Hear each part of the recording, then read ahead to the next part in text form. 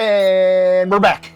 We're back with Ninja Turtles arcade game playthrough. We are on scene 2 of the game. Yes, we are. Yes, we are. Oh, by the way, this is Sans Bronson. I am that guy, and we are Bytes and Bros, brought to you by... Once again, I'm the guy that just works here. We are Bytes and Bros, brought to you by Nuclear Heatwave Network, your one-stop shop for all things fun. Mind you, and somebody in a loud-ass diesel truck's driving by. But anyway, I digress. I shouldn't have swore. It hasn't been 2 minutes. That's where the power of editing comes in. The power of editing. We're bleeping that out. Anyway, we're going to start because we know you want hot action, and we want to give you hot action. We'll say we're lean, we're mean, and we're green. Yes. I'm sorry. For all you Raphael and Donatello fans, we did not have 2 other people. Oh, yeah. Yes. I'll boycott Raphael at all costs. Yes, because it's basically, he's like punching people. So the size of very... he's just a whiny little baby. Oh, Master Splinter, why don't you love me as much as the guy that wears blue? Oh yeah, I forgot you could fall down the manholes. One thing that I wish this game had, that obviously future like Shredder's Revenge has and most modern beat 'em ups, What? is the automatic throw grab detection. Like when you walk up to a villain. Yeah, you just grab him. Yeah, the automatic grabs. So how did she get on TV? Oh, wait, hold on. He's got advanced technology. Oh yeah. So remember, oh yeah, she didn't get captured. I forgot. Yeah.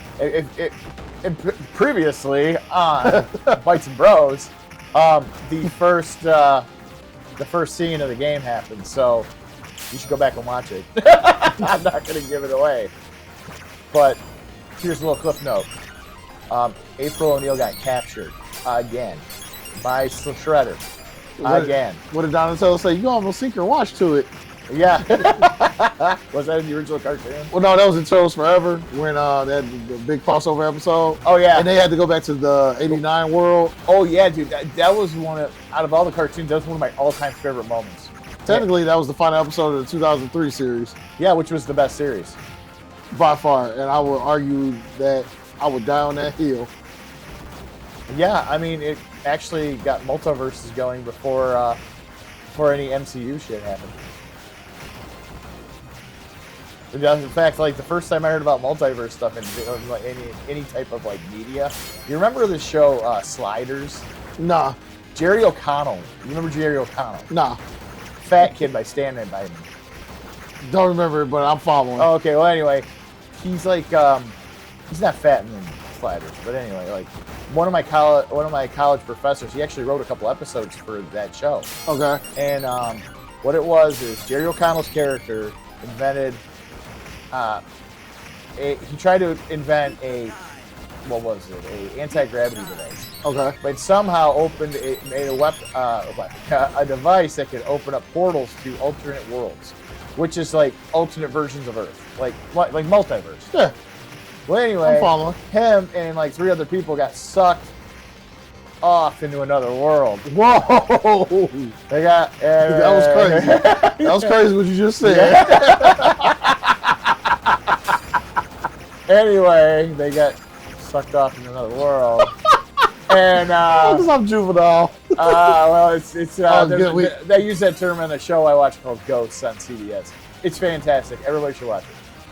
Anyway, so they're in this other world, and he had been visited by a version of him that had done the same thing a couple days before, and he told him never to advance the timer because there was a timer on it, and because you don't know, you might get lost.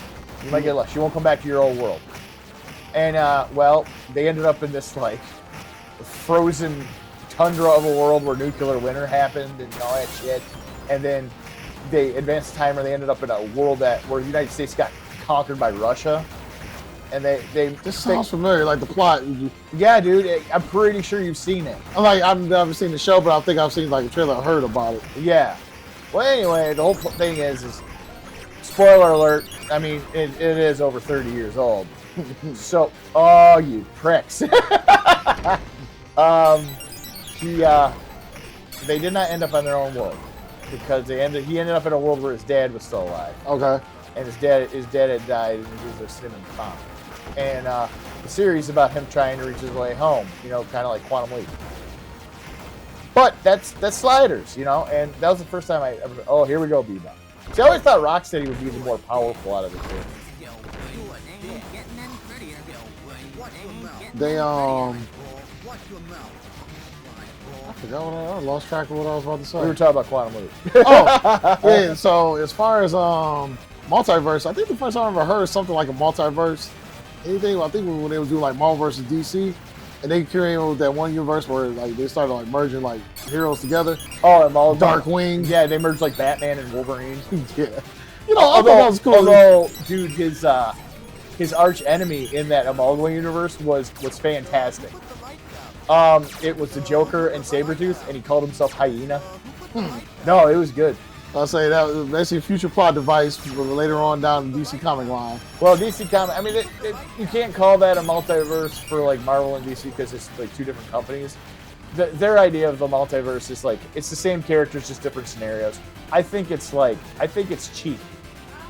Honestly. Well, when we were kids, I mean, looking back at it now, yeah, but as kids, we thought that was the coolest thing ever. Oh, yeah. But then I realized, like, oh, so you can't write something new, huh? You're going to take these characters and... But anyway, no, but getting back to the Turtle show, when they did it, I was a fan. Oh, yeah. Because it was relatively new. And then they did it again, spoiler alert, I guess, for those who didn't watch 2012. They eventually did that moment again with the 89 Turtles in the 2012 series. Yeah, they seem to keep going to the 89 universe. And I'm just like, you know, and I'm about to go on a small little rant. There's more than one type of Turtles universe. Like, people are just milking the 89 Turtles, and I'm like, yeah, it's cool and all. We call that nostalgia bait. Yeah. It's like merchandise, just everything. Merchandising. And that's one other rant too. Oh, there finally he's blinking. Yeah. But it's like with Power Rangers, like they keep going back to Mighty Morphin team. I'm like, can we get some Zeo merge? Can we get something else other than Mighty Morphin? You know, I watched Power Rangers when it came out when I was in elementary school. And well, I stopped watching it, and then like I was over at my buddy's house, and we were like seniors in high school for shits and giggles. So we turned it on, and I was fucking lost. I'm like, where the hell's Zordon? What's with this chick standing where he is? They summoned go-karts. I don't know what's going on. Yeah, Turbo was trash. Turbo, it's what it was. It was Turbo. Turbo, yeah, but we'll go back. We'll go and talk more about that into the next episode. But anyway, guys, that was Scene 2 of Ninja Turtles Arcade Beat 'em Up.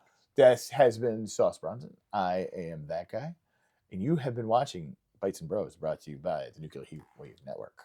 And once again, y'all be happy, be healthy, be safe, but more importantly, y'all better be good. Boom. All right, cool. Right on.